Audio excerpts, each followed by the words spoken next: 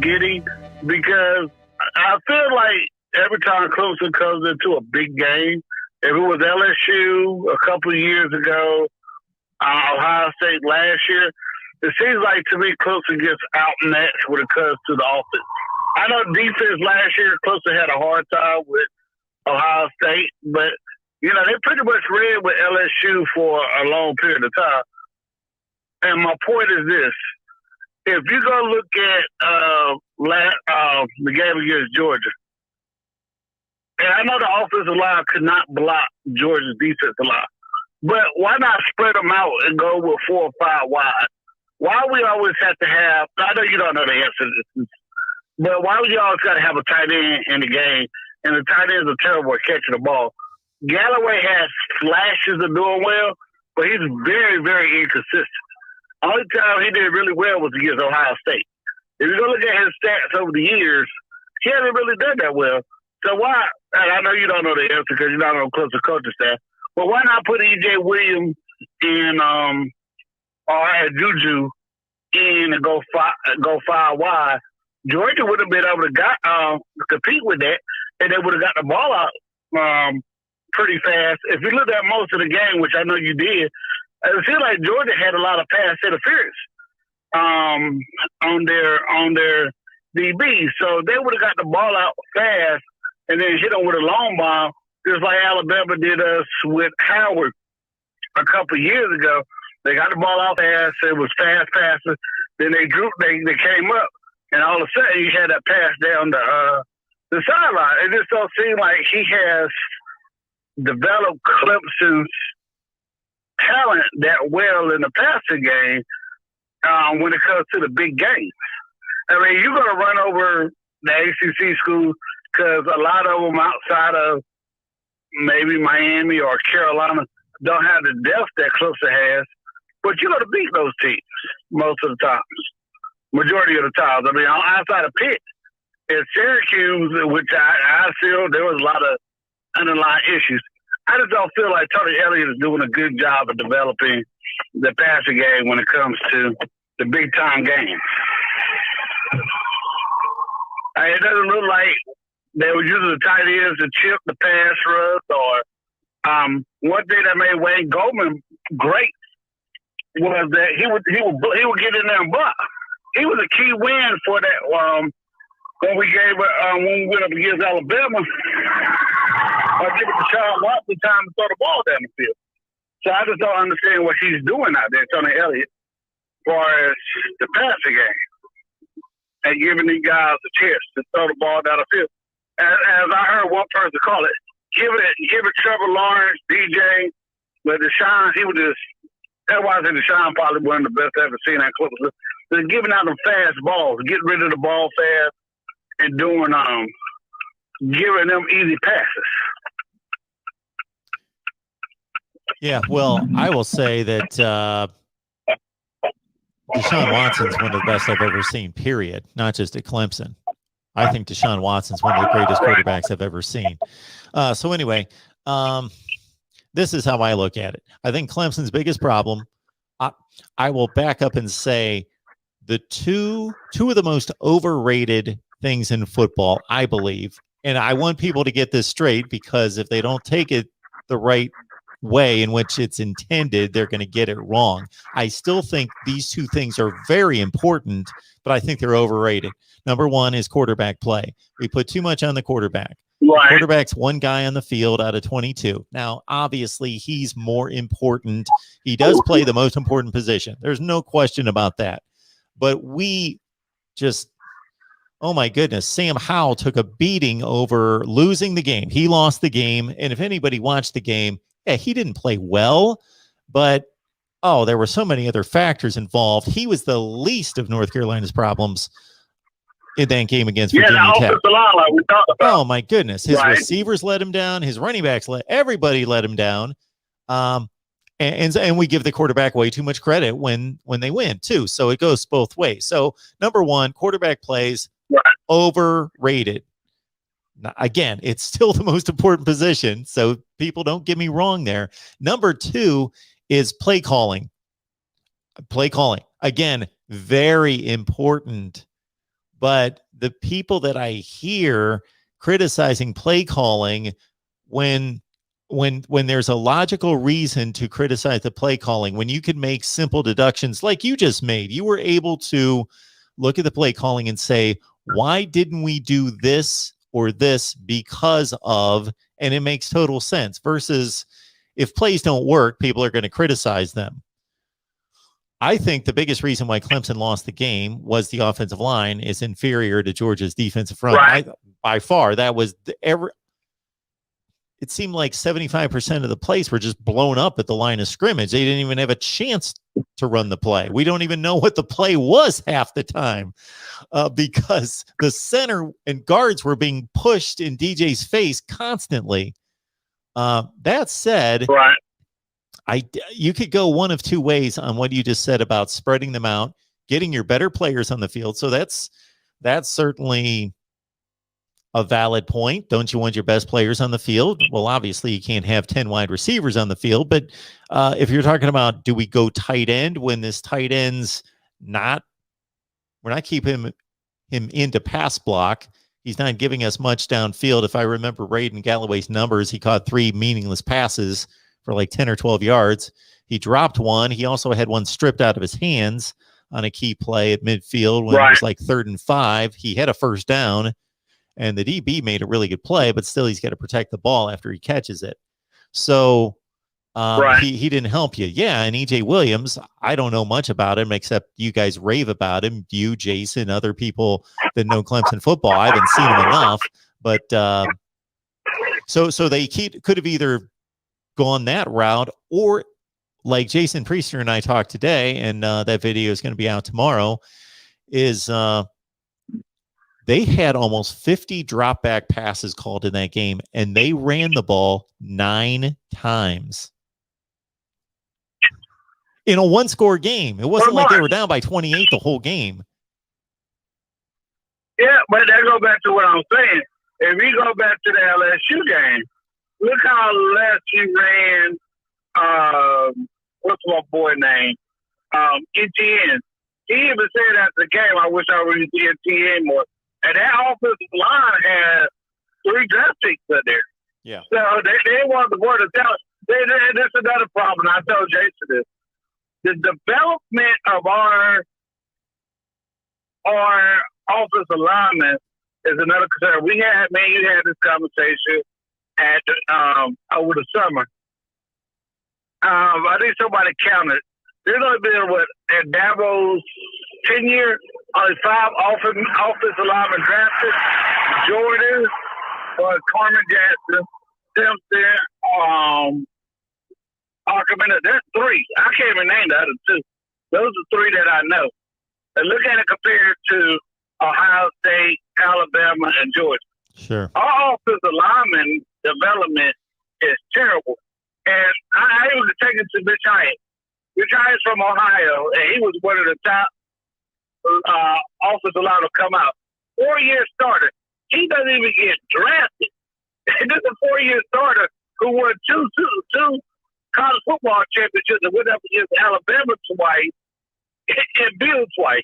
I mean, I know he wasn't the main purpose for him winning those games, but he was a big contributor factor. And this guy doesn't even get drafted. What is going on with Clemson development? And they can't say they don't get recruits in my offensive line because they've been 4 or 5. Because I asked Jason, what's up with Tristan Lane? And he said he probably get redshirt this year. I understand. Okay, I can understand that because he said he got finished playing the spring. I know he's not on the coaching staff, so he don't have nothing to do with decision making. But I think I brought up this point a couple nights ago. In 2009, the Knicks got moved to left tackle. He was top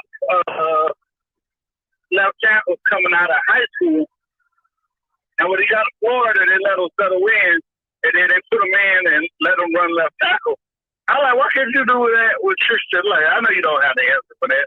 But it was like our development of our offensive line, especially the interior offensive line, and our blocking schemes.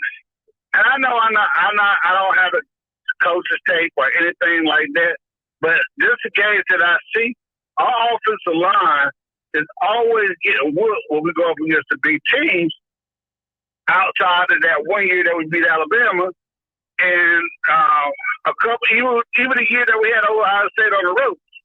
It's like, dang, our offensive line is really terrible. Like, how can this be?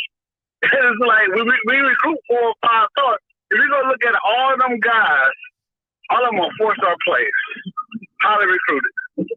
And you can't block nobody. I know Georgia recruit. I don't know the nose tackle name. He was a monster. 6'5", 640. Yeah, Jordan and Davis. I'm like, okay, Jordan Davis. I'm like, y'all can't come up with a better blocking scheme to block this guy. I mean, I'm just saying, it's just, I even heard it on some of the talk shows. Everybody getting on Twitter. Everybody talk about it. Like, what's up with our play caller and what's up with our offensive line? And it's been like this for the last 2 years. I mean, there's no wrinkles in it. Outside of when we played Miami, when they just tossed Roger the ball and got him out of the pass because Miami had a too quick defensive end, that's about the only time we see Clemson really come up with a new scheme to beat somebody. I mean, I just don't get it.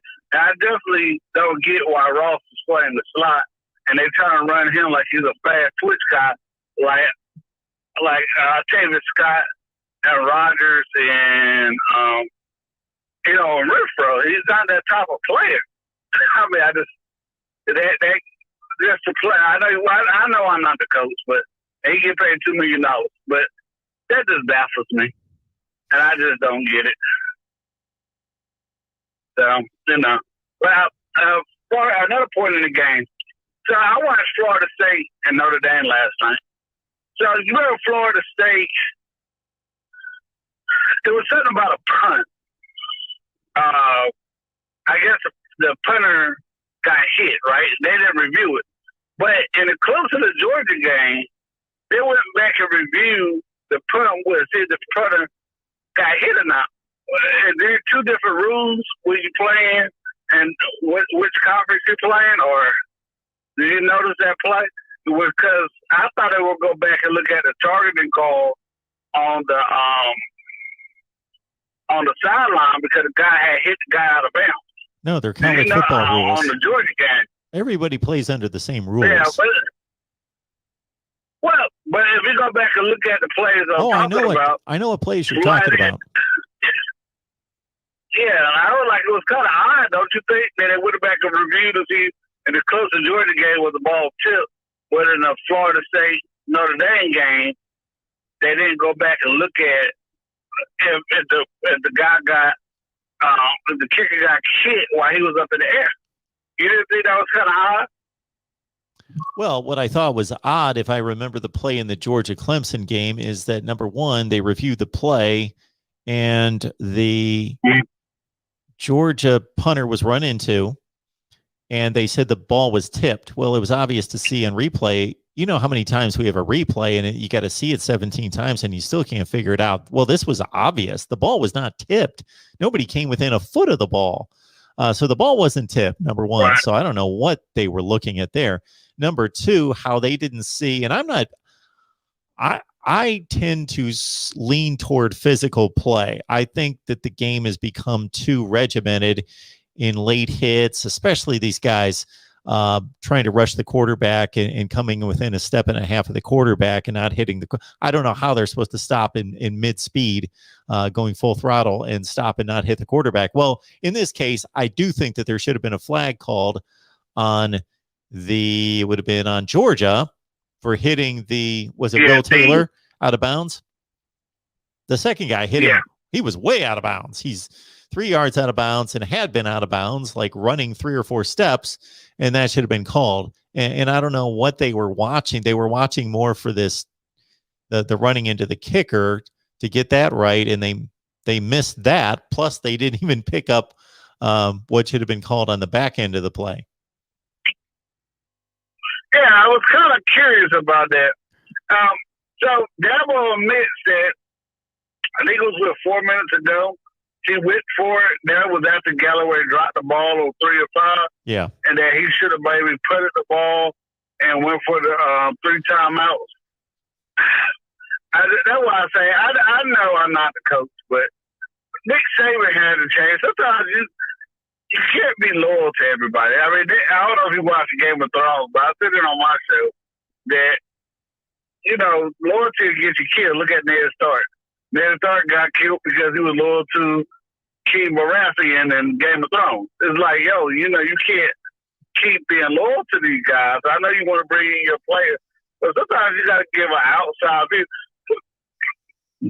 I know Chad Morris had a terrible head coaching career, but you can't tell me that Chad Morris, which this is his office, came in and say, "Hey, let me be an advisor to what you're doing." Will Muschamp is still a great defensive coordinator, even if he's a terrible head coach. But they could have brought somebody in to help, with this passing offense. And this don't feel like Dabo wants to do that, bring in analysts. There ain't nothing wrong with bringing back former players and stuff like that. Even Nick Saban goes to the NFL and say, "Hey, man, why don't you come and coach at the school?" I mean, Doug Marrone and what's the guy from Houston?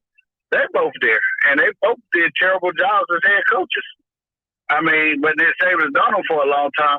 I just don't know why Dabo doesn't do it. I don't know if he don't like being challenged or these guys will challenge him to do something different. But I just that keeping the tight end and putting him in the slot, or I just can't figure that out.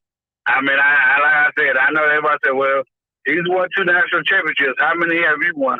But it's still obviously wrong. I mean, I just don't get it. I mean, and like I said, Georgia won the game. They were more physical. Clemson defense played well. If all y'all haven't heard, Sanders is gone for the year, so they really hyped on the kid out of Texas, Andrew McCullough. They're really big on him. But I thought Clemson defense played really, really well. And, I know Dabo said it wasn't DJ's fault that interception happened. Ross should have ran a slant. But, I mean, we got it down into the end zone, man. It just, did you notice the whole game? It just seemed like they had receivers in the same spot. To go back into Allen and Page was in the same spot. It was like, man, where y'all running to? And then in the end zone, 2 of the receivers were right there together. I know it's a short area, but I'm just like, man, I just couldn't get it. And don't get me wrong, Georgia was a better team.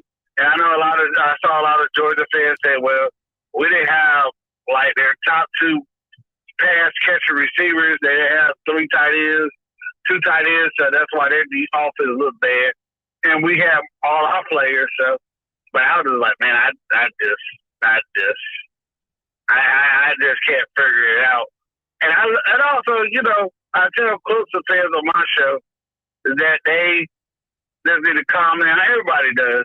I remember when Auburn came to Clemson one year, and then they all of a sudden got hot, and they went on a run, and everybody said they had a chance to make the national championship game, but Georgia had blew them out that year. Alabama's had 1 loss. Clemson's had 1 loss. There's a lot of teams. Florida in 2009, a lot of these schools had 1 losses and 1 national championships. But the big thing is winning the ACC Coastal, Atlantic, then winning the ACC championship, and then you let the committee handle the rest of it. Because there's nothing you can do about that Georgia loss. And see where everybody else fell, because it's a long year. It is a long year. And we tend to overreact to week 1. It is important, no question. That's all we've got to go on right now, but we tend to overreact